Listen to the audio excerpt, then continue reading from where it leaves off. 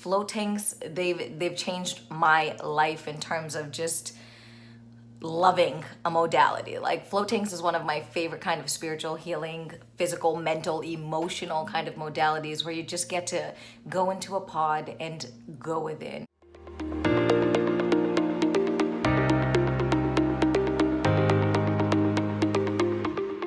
Hey, it's your girl Abby, aka New Age Coach here, and I am lighting the way for those on their way to the light. To my soul vibers, that is those of you who are already subscribed, thank you. Anyone new just tuning in, welcome. On this channel, we talk all things self and soul development. So if you like that vibe and want to join the tribe, hit subscribe. So I got to go to a float tank for the 4th time. This is my 4th experience. And for those of you who don't know what a float tank is, you need to, okay? So the first thing you need to do is check out my playlist, which I will put across the top of the screen and I will link it below. But in that playlist, it has my other 3 experiences, and the actual first video that I made on it goes through exactly what a float tank is, some of the benefits, which I'll also reiterate in this video, as well as if you want to try it, kind of what to expect and how to prepare for your very own float tank session. If you do watch any of those float tank videos that I've made previously, you'll see that I talk about kind of my experience and kind of lessons that the float tank taught me, and this video will be no different. I want to talk about the experience I had in this 4th session. I always talk on this channel, especially about spirituality. It's like, does art imitate life? Does life imitate art? Does spirituality imitate life? Is life spirituality? You know, is it chicken or egg? All of these things are interconnected. And I say that because what's happening in my life right now pretty much became symbolic in kind of what happened in my float tank experience this time.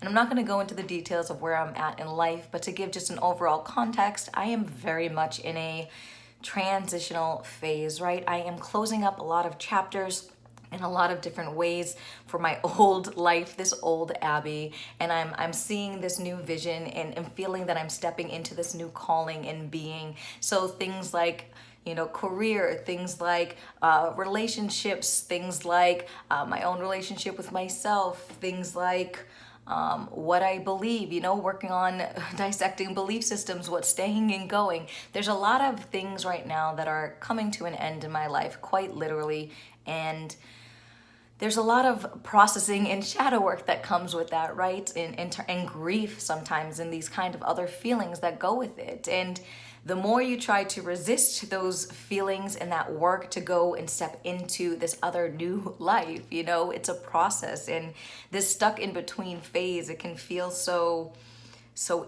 just nagging. And so if you ignore it and try to push it down and not deal with it, it'll keep coming up and resurfacing, right? And I've definitely fallen off of kind of my spiritual practice over the last month or so. So that's something I've been trying to bring back, etc. So long story short is I'm very much in a phase of this is how I feel, like very wavy, if you will, for my pun with float tanks. I feel very wavy. So it was no surprise to me that in this session, the moment I got into the tank, you know, I was just super restless. Like I could not ease into the experience this time. And what I first found happening is I would be thinking and thinking and thinking. And the more I thought, my body would literally float to the end of the tank and literally bump my head. And it's not a hard bump. I mean, you're not going super fast. It's a very peaceful float, but it would just tap the edge, the top of my head. And basically, intuitively, the message I was getting is basically, you're thinking too much. You're thinking too much, right? And then the minute I'd intuitively get that message, I'm like, okay. And then I would slowly try to get myself back into that meditative state. And once I did that successfully, I would float to the other side of the tank and my feet would hit the other side of the wall. And I'd get the instinctive message that grounding, you know, it's very important to ground. And then once I would get that intuitive message, I'd float to the middle of the tank and it was almost like here, like this is where it is, balance, right? You can't be too much in the ethereals and the cosmos and your head and your mind and your spiritual practice and just mental chatter, right? but you have to ground yourself. And then from the grounding, you come to a place of balance. And balance has been my word for 2020. That was my New Year's resolution coming into 2020. I am working on balance. So I just thought it was funny that this restlessness that I'm feeling in my current life with not knowing what's coming, kind of being stuck here, that I was very restless in that stage, but got this, very spiritual message of how to work through this process. Not to be too much to the right, not to be too much to the left, but you gotta float right to the middle into this sweet spot, right? So I think that's a beautiful lesson for everyone just watching this channel as well. The next thing I noticed that kind of correlates to this theme of restlessness that I was having in the float tank is itchiness, okay? I mean, I've said I've done several float tanks at this point, and this has never happened. It has nothing to do with the water or the cleanliness or anything, right? These are more kind of metaphysical, spiritual experiences when you're tuned in and aware of yourself. So what happened at one point is literally I felt like my entire body became super, super itchy, okay? Like I am telling you, I could have like ripped my skin off. That's how itchy it was.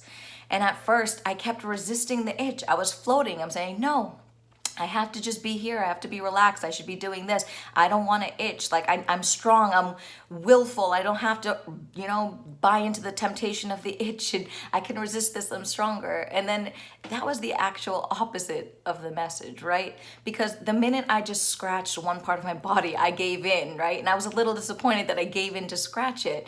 But then I scratched it, and all of the itch across my body went away.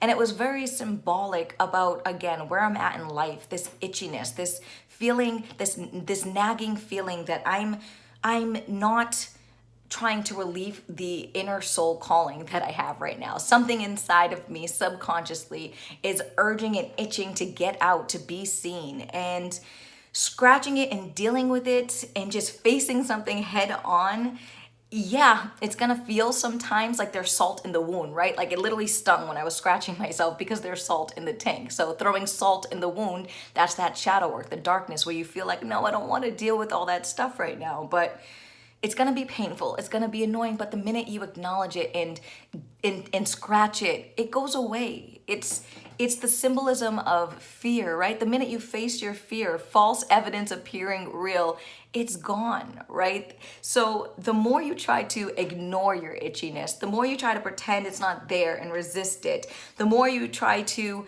say, I'm stronger than this, that doesn't make you strong. In fact, facing it and itching it and relief, that is the name of the game, to give yourself release, to give relief, to give your soul relief.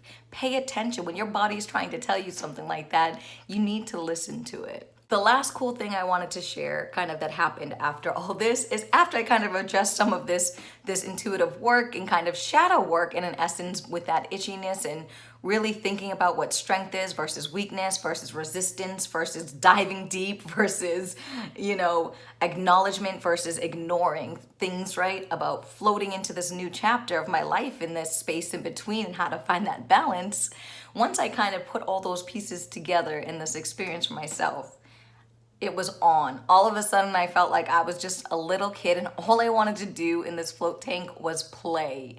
I just was like so giddy and I just started doing like yoga poses. I started like floating with wings, pretending I was a bird ready to fly, just playing with my body and seeing how my body felt in the water and different poses and movements. And then just to feel so supported still by the water and all of that. The message I got through the itchiness, through the restlessness, through that play is just that you are supported by the universe. Whatever you are going through, it's going to be okay. It's in waves. This is the essence and beauty of float, of how symbolic it is. You just gotta float through these experiences, whatever they are. But there was this level of just beautiful support that will carry you through these situations, just like that float tank did. Thank you so much for watching, Soul Vibers. I appreciate each and every one of you. Like I said, definitely check into float tanks near you and try this out. If you do, let me know in the comments below. If you like this video, please give it a thumbs up, share it, subscribe, do all the things. And until next time. Mwah. So what are some of the benefits of floating? Well, physically, it offers pain relief. Most see a 40 to 80% reduction in body pains. Faster recovery rehab time, improved sleep, gives your body magnesium, which is responsible for proper cell function. It decreases the production of cortisol, lactic acid, and adrenaline, and increases the production of endorphins. And most importantly, it boosts the immune system, which we could all use right now. And mentally, it improves cognitive performance, increases theta brainwaves responsible for increased creativity, reduces anxiety and depression, gives you a clear state of mind, which allows you to deal with life. I mean, come on, these benefits keep going. They're just endless. Do it.